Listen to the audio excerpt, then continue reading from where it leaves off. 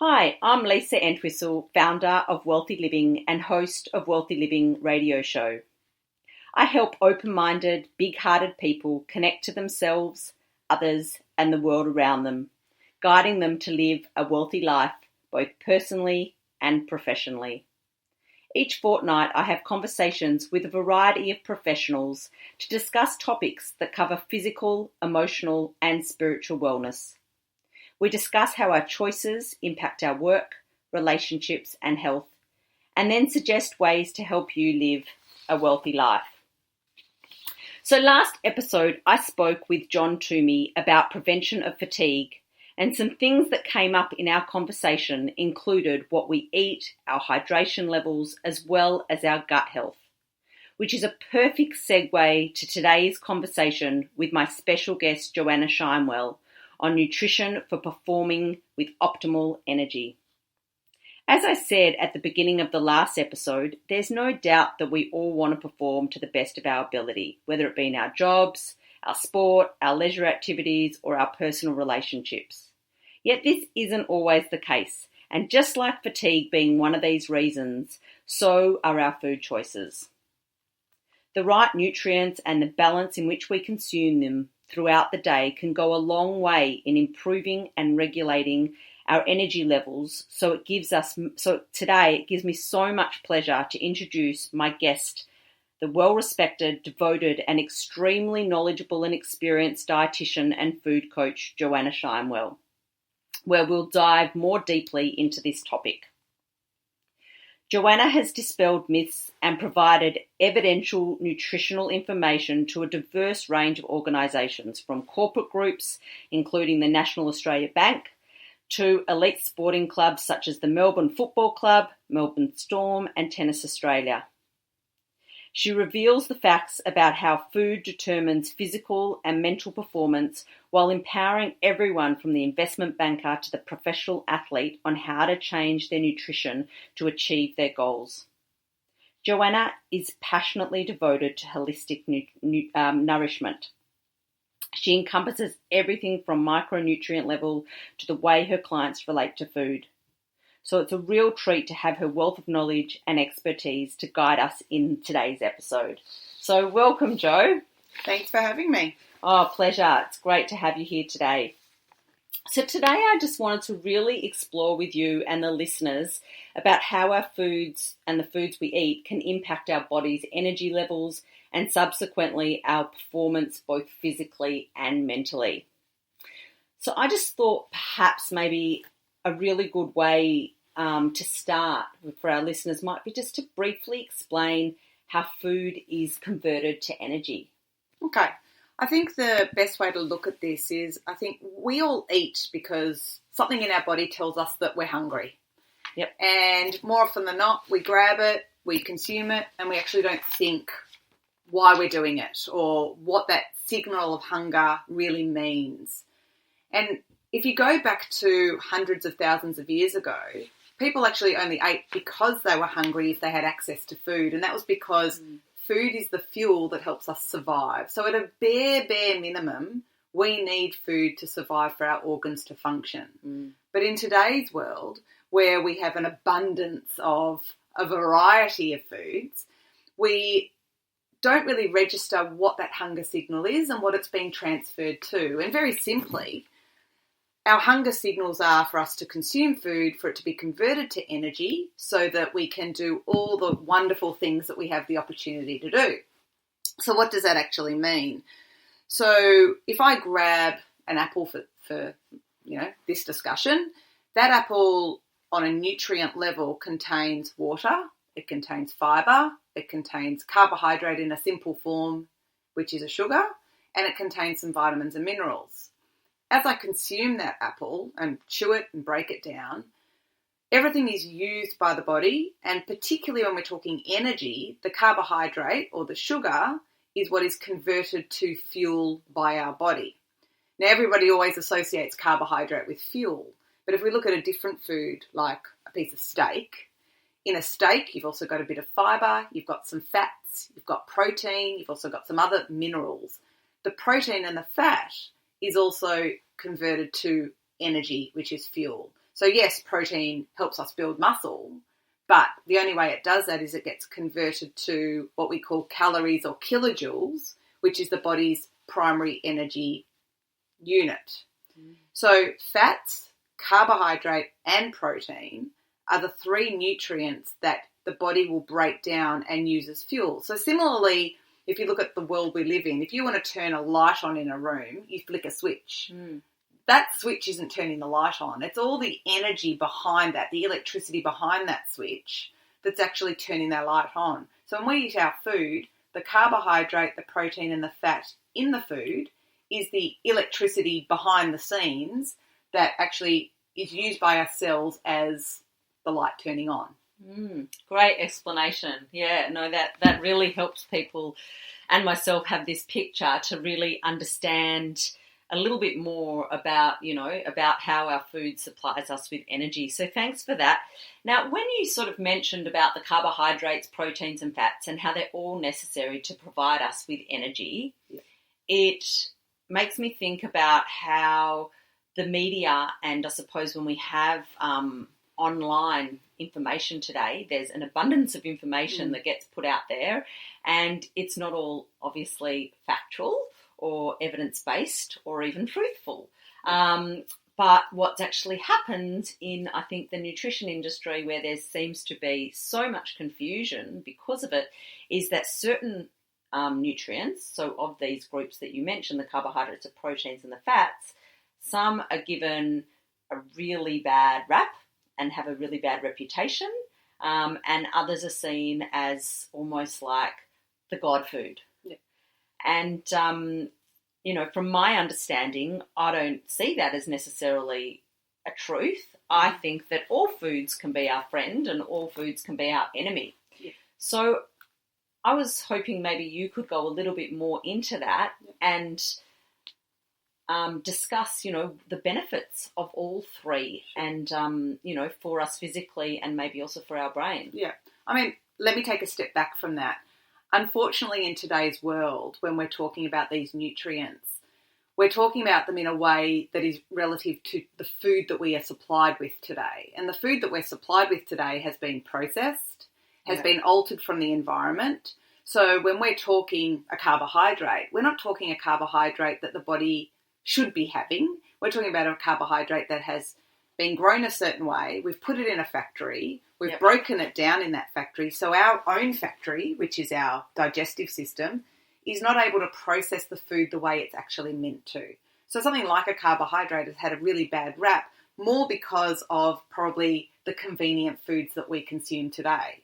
If you speak to someone that eats with that concept of pasture to plate, so they're actually eating the food the way it's been grown, then that carbohydrate's not a bad carbohydrate because it's still intact.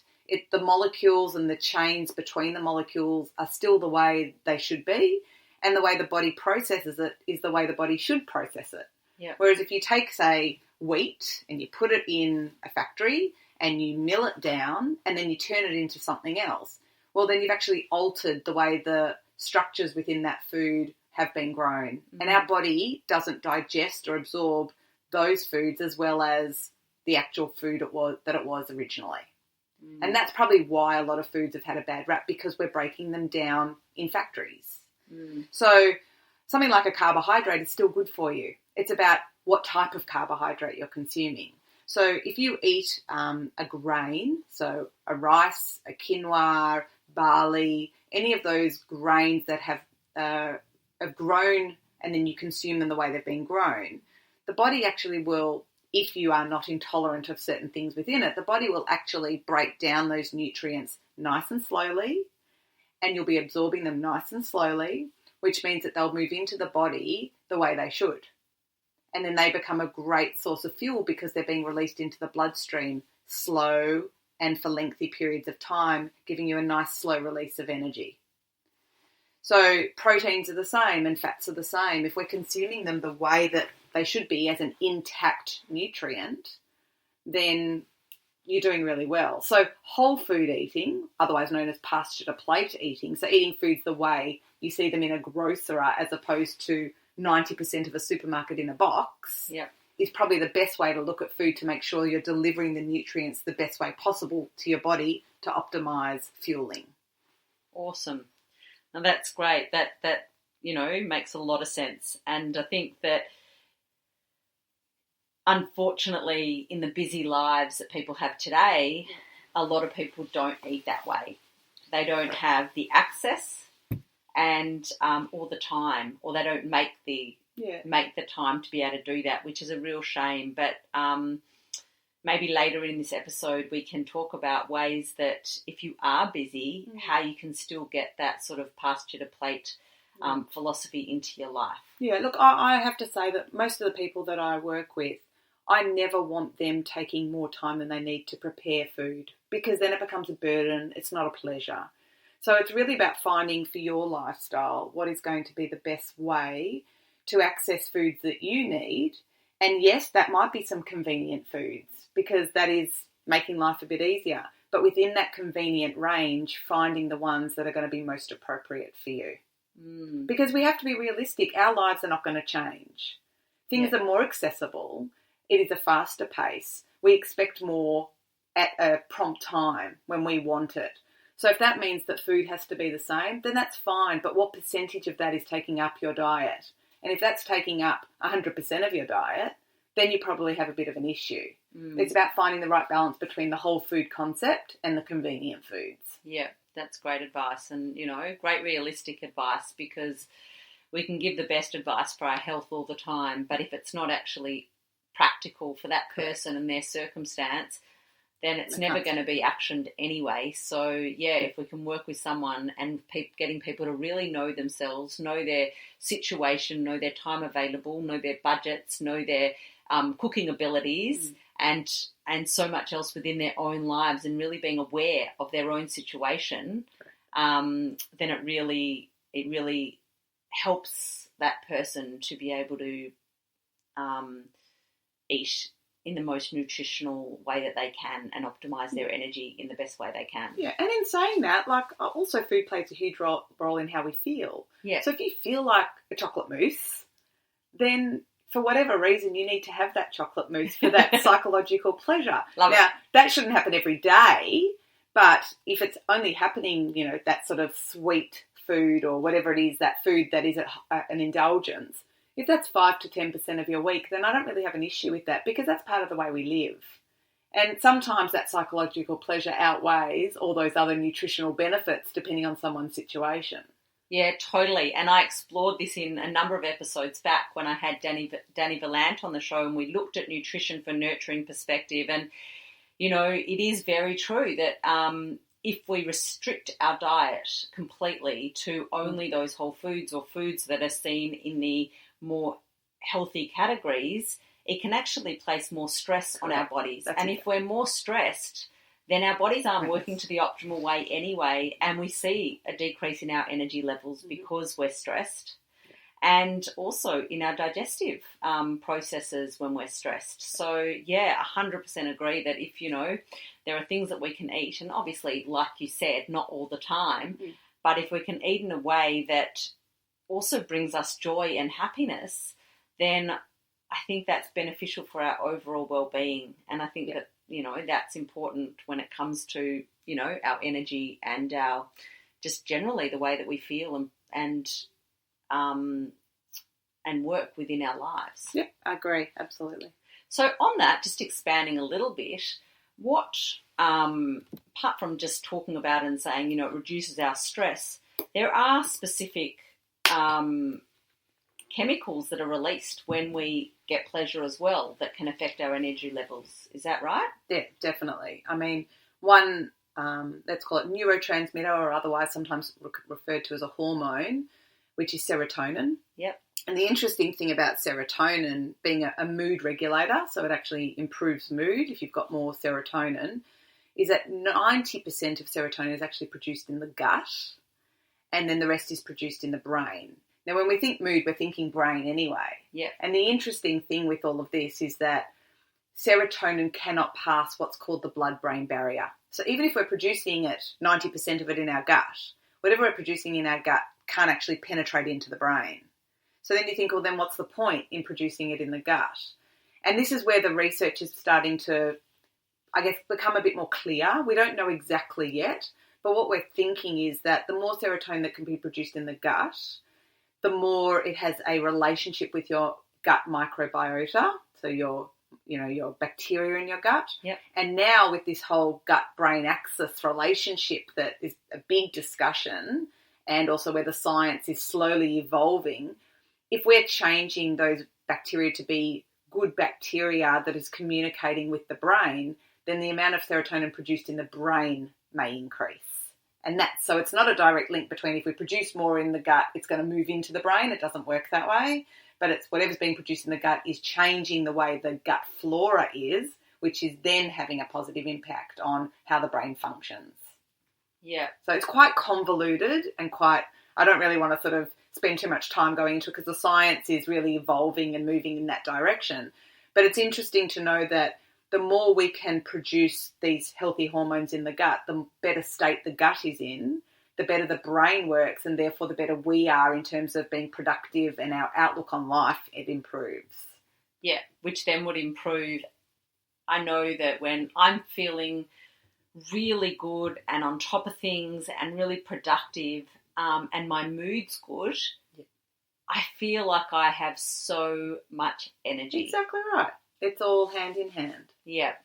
Yeah, so that's really interesting, and I think, like you said, it is right that whole area of that gut-brain axis is really evolving, and the research that's coming out is so interesting, and I really look forward to watching, where the science goes with all of that, because, there's a lot of theories that are being put out there, and some of them seem, really justified. But it's so nice to see the science catching up and then really marrying the two together between the the evidence and the theories. So that's an exciting area which we won't go into more today, but really exciting area. So Jo, right now, a lot of your work is taken up with working with elite athletes. Now, the listeners for this show are, I doubt many of them, if any of them, are elite athletes. But I know that some of the things that you work with elite athletes would also be able to be understood or applied in the everyday person in their lives, and maybe not on the same levels, but somehow. So I thought it might be really interesting just to talk a little bit about what sort of food maximises performance for the elite athletes that you work with, and how that can be related to the everyday person. Yeah, I mean, on the outset of all of this, 90% of performance is above the shoulders. So even when I'm talking elite athletes and fueling their cells and their muscles, we need to be making sure that 90% of their fueling, which is above their shoulder, their brain, is functioning at a really high level, which is the same for everybody out there, whether you're sitting at a desk all day, whether your work is not as sedentary but you're not highly active, whether you are an elite athlete, whether you're a recreational gym junkie, whatever it might be, if you can fuel above the shoulders really well, then the rest of the body will follow. Yeah. So elite athletes physiologically have built up over time a body that suits whatever sport they're playing. So, and within each sport, body composition or shapes of bodies change anyway. So if we're talking about how we fuel the body, it's really about where someone is at in their training or competition cycle, which varies for every sport. But what we tend to do is periodise their eating based on where they're at and whatever goals they've got. So what I mean by periodisation is if someone is in a heavy training block, or otherwise known as even a pre-season, how we fuel their muscles and grow their muscles and repair their muscles is going to be completely different to what we do while they're in season and their training loads have dropped off so that they can peak for competition. So all those nutrients that we mentioned earlier, carbohydrate, protein and fat, all are involved, but the percentage of how much they need during different cycles varies. And also within the training loads, it changes. So what someone might have before a heavy training session during a session and then for their recovery also is modified. So just to give you an example, if someone's going into a heavy session, then we would look at, yes, increasing their carbohydrate intake so they have the fuel. Research has shown for years now that we actually only have 90 minutes worth of fuel in our body. So if you're doing a moderate to high intensity exercise session that goes longer than 90 minutes, you will run out of fuel. So you need to be having a lot of carbohydrate leading into. You need to have some carbohydrate foods or sources available to have during that 90 minutes to keep you going.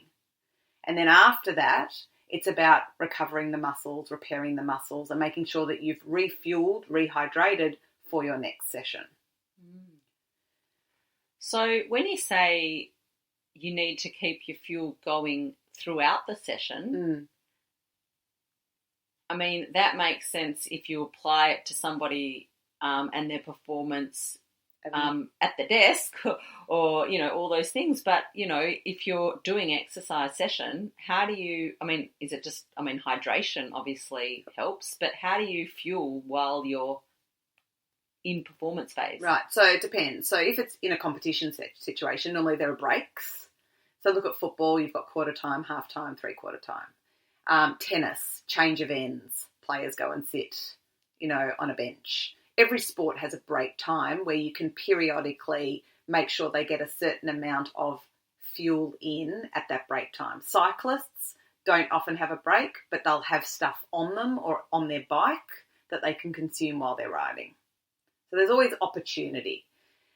When you're at your desk, you can keep fueling yourself, but you don't want to overfuel yourself either, because then you run into other issues. Yeah. So, and what about the other, not at your desk, not in competition, but the person who's just going to do a workout or do an exercise session, or even a yoga class that lasts 90 minutes. Yeah. So during those sessions, first of all, anything up to 90, you're fine, right? Okay. So if you're up to 90 minutes, if it's a moderate intensity, you'll be fine. If it's a low to moderate, you certainly don't need. You just keep hydrated. So it's really when you're talking moderate to high intensity and you know that potentially it's going to stay at that level without real breaks, you need to start having fuel after the 60-minute mark. But a yoga session, a gym session, an exercise class, you rarely are going to be finding yourself in that situation that you're going to need the fuel. Hydration becomes of prime importance in those situations. Yeah. So when you say, and you looked at periodization for the athletes, so depending on whether they're in the competition phase, pre-season phase, post-season, all those sort of areas, could that same theory be applied to somebody's work situation based on what is happening, say, in that term? Yeah. So whether they've got a big presentation, a big event, whether they're doing more planning, whether they're doing more teamwork, different stuff that they're doing, does it apply for the energy levels for our fuel in those circumstances? It does to a certain degree, and it's more this is based on probably stress as opposed to output, if that makes a difference. Yep. So when you're in a heightened stress situation, which, again, if I go back to the elite athletes, every time they walk into competition, their stress levels are much higher than training. So you can't exactly mimic a training session to replicate a competition situation. Why? Because adrenaline kicks in. Yeah. Adrenaline being part of your stress hormone profile. In the workplace, the difference is you might get an adrenaline rush before you walk in to do a presentation. But if you're in a term of a high stress time, which people might find towards the end of financial year, where they're got a lot of documents in, that sort of thing, then your adrenaline does rise, but also your cortisol.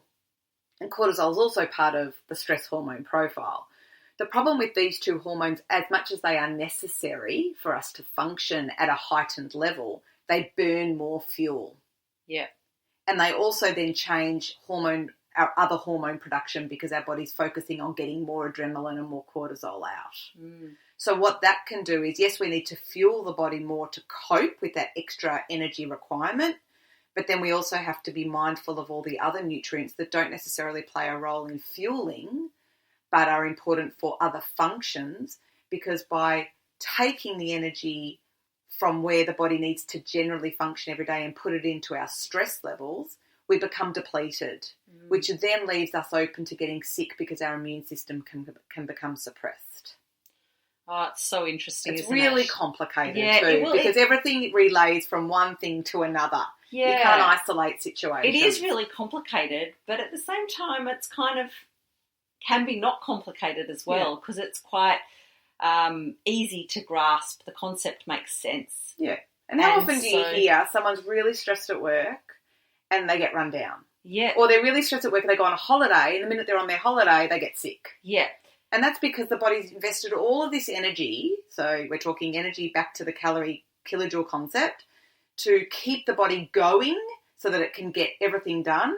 But then you become depleted on the other end, and the minute the body stops, it says, I can't do this anymore, and now I'm unwell. And I'm sure that so many of the listeners would resonate with that exact situation. I'm sure everybody at some point in their life has been in this situation where they've had something exciting or leisurely coming up. They've worked really hard in order to get everything they need to get done so that they can take a break. And then as soon as they take the break, they get sick. Yeah.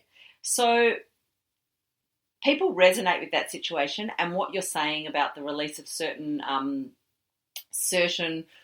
stress hormones that impact that situation occurring makes complete sense. But what can people do about that? How can you fuel in a way to keep you going, but also have the right balance so that you don't come out supposedly on the negative end of energy afterward? So let me throw a question at you. When you're stressed, what do you tend to go and eat? I'm not supposed to divulge that sort of information. Yes, you are, because you're human, so you can. Yeah, no, it's true. We generally go and look for those high sugar foods Correct. that are going to be comforting, But that are going to get us more through energy. and give us more energy and think, that little lolly is going to make me feel better, or that piece of chocolate is going to help me get through both psychologically and physically for that moment. Correct. So what you're doing is you're providing yourself, yes, with quick fuel, but unfortunately it's nutrient deficient fuel. Yeah. So it's a quick sugar to work at that moment in time, no long-lasting energy, and no other vitamins and minerals to support anything else. So as much as the urge is there, if you are providing yourself with nourishing food, so again, back to that whole food concept, you'll actually be reducing the risk of the unfortunate at the end of that period. Yeah. And that makes total sense. So I'm going to throw something back, which is putting it to bringing it back to reality. Mm-hmm. So generally when someone's in this high pressure situation and their stress goes up, it also is because they feel that they're really time poor because they're trying to get a whole lot of stuff done, which has actually put their stress up. Yep. They need a whole lot of energy to get it done. They're often working on adrenaline to do that. And then they dive afterward. So the quick, convenient foods at those times, like I just mentioned, the sugar hit and all of those things help that person at that time. But like you said, is not the best choice if you don't want the result at the end of coming off worse. So what are some advice or some suggestions that you could give that could help someone fuel themselves with good nutrition options that doesn't take a really long time, that isn't going to cause them more stress in what already feels like a stressful situation? Yeah, I mean, there are a few options out there. There's, first of all, planning ahead. So if you know you're walking into a really stressful period or a period where you will be time poor, if you have any time, so I'm just assuming you might, then you might do a big cook-up on a Sunday afternoon if you've got the opportunity to, which might lend to being meals for the next 3 days. So you've saved yourself for 3 days, potentially. Mm-hmm. And that includes breakfast as well.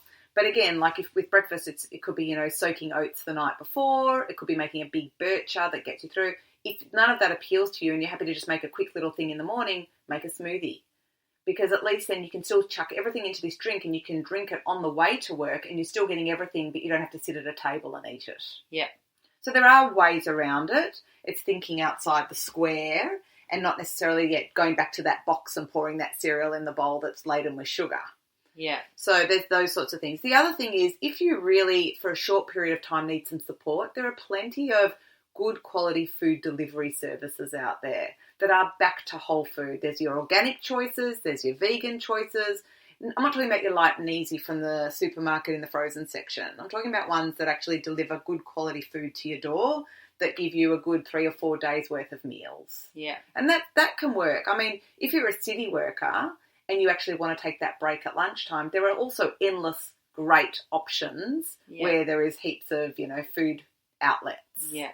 So it's planning that and knowing what's ahead, because more often than not, if you're coming up to a stressful period, it's not thrown on you at the last minute and you've only got 24 hours to rectify. Yeah. In that 24 hours, if things don't go so well, you're not going to necessarily become unwell. But if it's weeks and weeks of build-up, that's when the problem is, and they're the things you can plan for. Yeah, totally. Great suggestion. And organisation really is the key to so many things. Like, I mean, these often when someone's on a big project or they've got something that really requires a great result or a great outcome, they have to do planning for that project. So their planning skills and organisational skills are generally very high. Yeah. And if they can transfer those skills to just their preparation for some food, it can make a huge difference. Yeah. And sometimes people feel, oh, well, I don't know what to do and I can't do that and I'm not capable.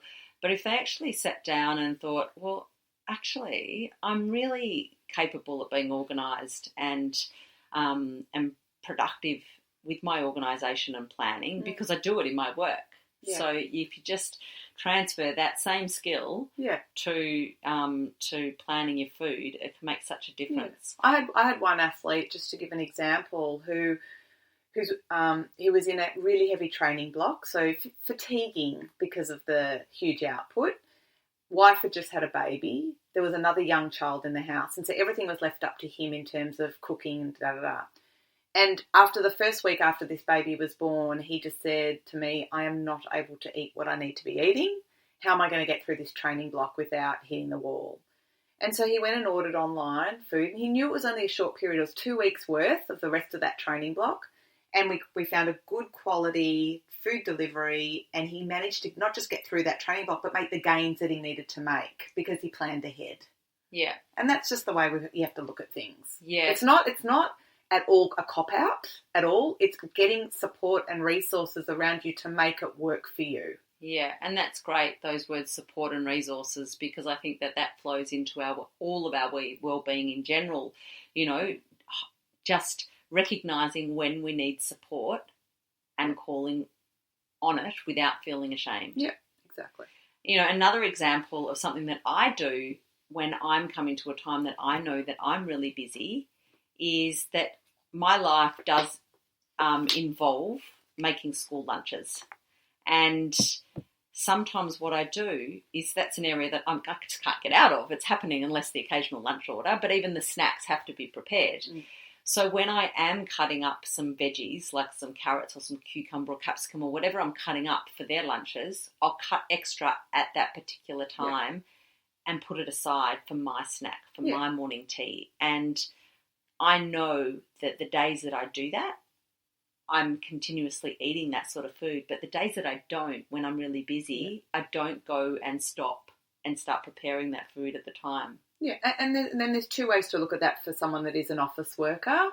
Number one, whatever you're cooking for dinner the night before, double the version so that you do have extra for the next day for lunch. If it's a salad and you don't want to put the dressing on it because it'll be soggy, then just you're cutting enough but putting it in a Tupperware container in the fridge so that you can walk out the door the next day with it. The other thing is, I say to a lot of people, I like people that are desk workers to get up at lunch and move away from their desk because the visual stimulation is also good for your positive outlook on life and providing you with energy for the afternoon. Totally. So I say take a whole cucumber, a whole capsicum, like whatever it might be, and actually go and cut it up at work. Yeah. Because then that forces you to remove yourself from the space that you're sitting in, and you're going to have a nourishing lunch away from your desk so that you've still got half a day to get through. Yeah, and great. you have to work for that. That's a great suggestion. So when it comes to we sort of let's just talk about a little bit, just sum up some of the things that we've already covered. Mm-hmm. So we've already covered like when you've got an athlete and some of the ways that they eat and how the periodization is really important. Yep. How then that relates to the person in everyday life and the office worker, how we fuel ourselves for our workouts to keep our energies up, and talked a little bit about recovery as well. Yep. Can we get a little bit more specific in not just the fact that we need food for these situations for energy, but maybe, and we've talked about the fact that we need whole foods, but I think that sometimes we don't know what to eat before we go and work out, and it's like to say that we need enough food to keep us going for 90 minutes and then enough food after the 90 minutes if we're going to continue, or for the recovery so that we can do another training session. What type of foods are the best to eat in these situations? So it's really about what you can tolerate. So I don't get too specific about you must eat eggs on toast or you must eat a bowl of porridge or whatever it might be, because whatever the individual can tolerate on their gut, so without any discomfort, is of the most importance. Because every time you go into a situation, whether you're going to an office meeting, whether you're going on the treadmill, whatever it might be, if your stomach is in pain or creating a bit of discomfort, your brain is not able to focus on the job at hand. Yeah. So put aside the type of food. You need the carbohydrate because that's the brain's primary source of fuel as well as the body's. Yep. But we also, as I said before, do need elements of protein and fat to keep us going anyway. So it's whatever foods within utilising those nutrients is going to be best for you. So if you say to me, I actually can't have porridge, it makes me feel bloated and distended, then I'll say, well, what about something like eggs with toast and some avocado, which is giving you a nice combination of some protein, fats and carbohydrate. Yeah. So you've got to find the right foods for you, and within every single human being you will find a combination that works for you given all of those nutrients. Yeah. And that leads on really well to maybe talk a little bit about mindful eating. Yeah. Because in the examples what you just shared says that it's all very bio-individual. Like what works for one person doesn't necessarily work for another. Yes, there's general, scientific information about, the releasing of certain calories and certain fuel in certain food groups or for certain nutrients, but it does come down to each individual and how it makes us feel. Yeah, and body aware is probably the first and foremost thing about mindful eating. Yeah. So how in touch are you with your body and how it relates to certain foods at different times of the day, different for women, maybe different times of the month. And are you actually utilising your times when you're eating to take hold of what's in front of you? So what I mean by that is, are you a vacuum and you're just woofing up whatever's in front of you because you just got to move on to your next task? So food is just fulfilling that void because you're hungry and you just got to shut your tummy up? Or are you actually sitting there engaging with what's in front of you? And I'm not saying you need to take an hour and chew every mouthful 50 times and talk about the pleasures and the sensations. But if you are not aware of, I guess, what's in front of you and what it's doing for you, then the whole pleasure around eating and the byproduct of the psychology of eating, you're missing out on. And what does that lend to? What we discussed before, that serotonin production. Yeah. And the gut relaxing and optimizing its functioning and maximizing nutrient absorption to maximize your performance. Yeah. So when we talk about, the mindfulness as a whole industry has just completely exploded, and you hear it all the time. But I don't actually think a lot of people really understand what mindfulness is. I think a lot of people hear mindfulness and they get confused and think of meditation. Yeah. So they can have, meditation can be used for mindfulness, but mindfulness on its own is specifically related to eating. can you talk a little bit more about that and give some examples of how somebody could bring more mindfulness into their eating practices? So mindful eating is, or mindfulness in general, is actually being in the moment. That's all it means. Yeah. So if you need to meditate to be mindful, that means that you need to take yourself away from whatever else is going out on the world and just bring your mind to you sitting and that moment in time. Some people use yoga as their mindfulness and they keep their mind to the four corners of the mat. Yeah. Some people might just sit and sing and, you know, that is their way of being mindful. Mindful eating is actually being in the moment and not engaging with anything else around you. So if the TV's on, it's possibly a distraction. You know, you can obviously talk to other people, but it's about engaging with the food both aromatically, texturally, visually that's in front of you, because that is a moment that you're taking in your day, whether it be a 10-minute moment or a 20-minute moment. Mm. So what that does to the whole body is relaxes the body and allows the body to enjoy the pleasures of what it's engaging with at that moment in time. That then can possibly give you more energy? Correct.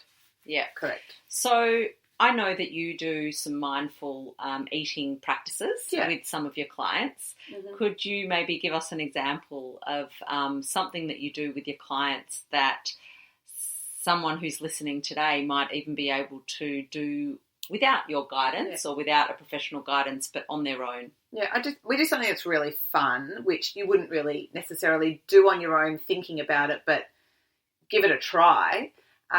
Is I'll often put food in front of someone and blindfold them and actually get them over 15 minutes to eat that food. Now, if you think about it, if we're not engaging our sight, what are we engaging? We're engaging sense of smell and sense of taste.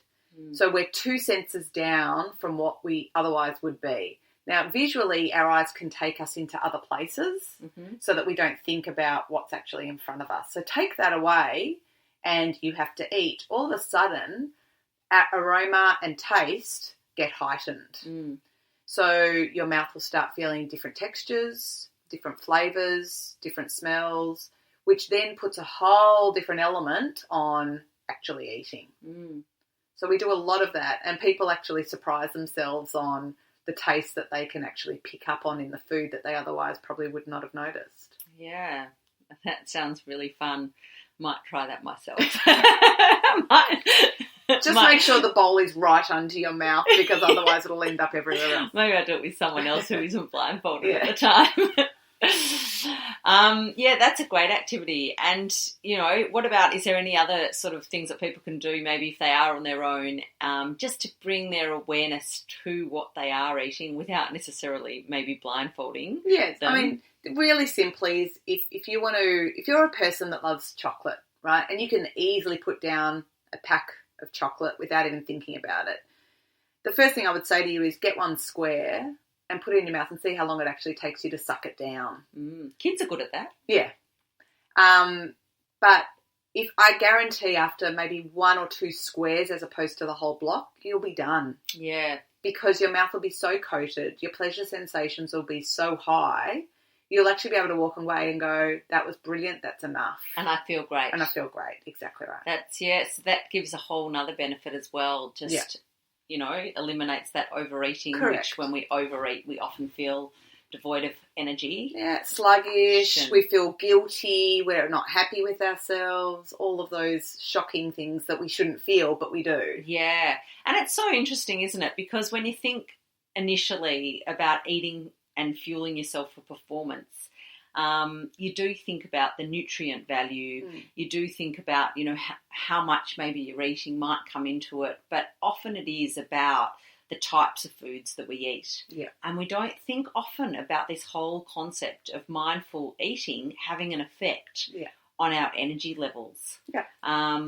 But just discussing this with you today, it seems like, wow, that really, really does. It can have a real effect on the way how much energy we have, just on the way that we feel. Yeah, and changing your pleasure sensations. Yeah.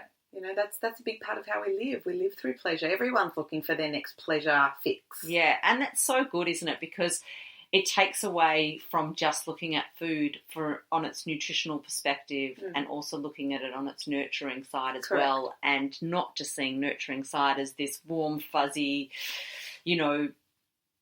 thing that doesn't really have a major impact except for make us feel cozy, but it actually does. It has an impact on things as vital as our performance. Correct. So, yeah, that's awesome.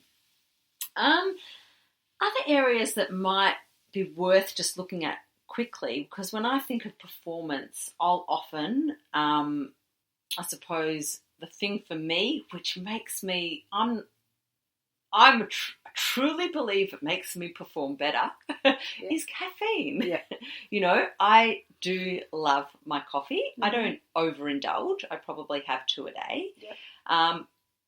But I really feel like my brain has better ideas. I think better. I'm more clear. And, I'm quite like, wow, look what I just achieved off that one glass of, 1 cup of coffee. Yeah. Is there science behind that? Absolutely. And I'm all for it, to be completely honest. But it depends on how you respond to the caffeine. So, you see some people who start getting the jitters or they get irritable, and that could be because they've just had too much caffeine for them. Yeah. So everybody's actual dose, not dose requirement, but dose coping is different. So we do say that I think it's about, at the moment, 3 to 4 milligrams per kilogram body weight is what we use in the sporting world. So if you weigh 80 kilos, then say 240 to 320 milligrams would help with a performance benefit, let's say. So 1 coffee, when we're talking about a ristretto, so if you have like a short black or a latte, that sort of thing, can give you about 160 to 180 milligrams. So you have... So 1 to 2 coffees will actually give you that little boost. Now, the only downside is, as I said, the jitters, if you can't tolerate it, but also if it's affecting your sleep. Because if it's affecting your sleep, then you're not really getting the performance benefits. You're getting that short-term performance, but then the next day you have to back it up with another coffee to keep you going, and that's not what it should be about. Yeah, and also your hydration levels because of being a diuretic. So ultimately you need to engage with the right amount of caffeine for you, but yes, it is a performance enhancer. Does that make it okay? Okay. Yeah. And are they soon going to take that out of sport as well? I don't because think it's so. A performance enhancer. It's only it's a drug. If you're urinating out too higher amounts, you can actually get done for doping, but the amounts that we're talking about, you're not going to get done for. Yeah. Wow, so much information, so much great information that we've really covered. And I think that some of the things that maybe aren't as obvious that we've talked about is really coming back to the whole philosophy that I have with wealthy living, and is that we are really become connected to ourselves and understand and be really self-aware on what's going on for us. And I think that that's a real message from today, from what you've shared with us, not just within the nutrient level, whether it be that we're consuming carbohydrates, fats or proteins, and how much we're consuming, really understanding ourselves, as well as looking at really getting to know and connecting with ourselves, and connecting then with nature and food and the cycles of ourselves and the cycles of nature, and and all of these things, and then how we then relate with others. So that's a huge part of my work, and it's so good when you have a conversation that's really you imagine to be more about maybe the science related to the nutrients and food, and it still comes back to this same message. So yeah, that's brilliant. Is there anything else that you think that would be beneficial that we could share with our listeners today to do with eating for optimal health? And not just optimal health, but optimal energy? I can make it really simple for everyone, is that the more colourful your diet is, the greater array of vitamins, minerals and nutrients you'll be consuming. And because, again, our food supply is not probably as nutrient dense as it used to be, the best gauge, rather than someone counting how many milligrams of zinc they're consuming, or how many micrograms of vitamin A they're consuming, or how many grams of carbohydrate, before you get to that level, if you can include different colours every day, I am close to being happy to guarantee that you're probably fulfilling your requirements on a lot of different levels. Yeah, so it comes down to that, the colours of the rainbow. Correct. Yeah. Which is a bit, when we say it, it sounds very fluffy, but if you think about your vegetables, and there are potentially 8 different coloured vegetables, I would say the average person out there might only have 2 colours. Yeah. Particularly if you're, and excuse me for being a bit, but you're the meat and 3 veg, where you're saying your potato, your peas and your carrots are your veg. Yeah. Then that's all you're limited to. But you've got your purples and you've got your reds and you've got your browns and your whites and your dark greens, your light greens, your yellows. So engaging with all those colours every day will maximise your nutrient intake. Yeah, that's great advice, and it's such a simple thing that we can do. I mean, it makes me also think in my head when you were saying that, I was thinking, and all these people are just having green smoothies. Yeah, exactly. There's too much green. Yeah. But that's brilliant. Thank you so much for joining me today and discussing this topic, which I think is a topic that really interests a lot of people. Everyone wants to know about food. There's so much confusing and conflicting information out there when it comes to nutrition. And the way that you describe things and the examples that you share and the information that you give really helps simplify so much of this stuff which can become confusing in people's minds. So thank you so much for coming in and really sharing, different ways that we can use food to optimise our energy levels. On that last note, I can talk the science, do you know what I mean? But I think the average consumer out there, if I talk the science, they're going to walk away going, huh? Yeah, totally. So I try, I guess, when I'm doing these sorts of things, talking to lots of people at once, try and make it as practical as possible, because at the end of the day, you're not eating iron. Yeah, totally. You're eating red meat. Yeah. So if I said to you, you need to walk away and have, however many milligrams of iron a day, it's irrelevant to you. You need to make sure that you have a certain amount of meat a week, or if you don't eat meat, another option to get that iron. Yeah. And that's why I really try to educate people about food rather than nutrients.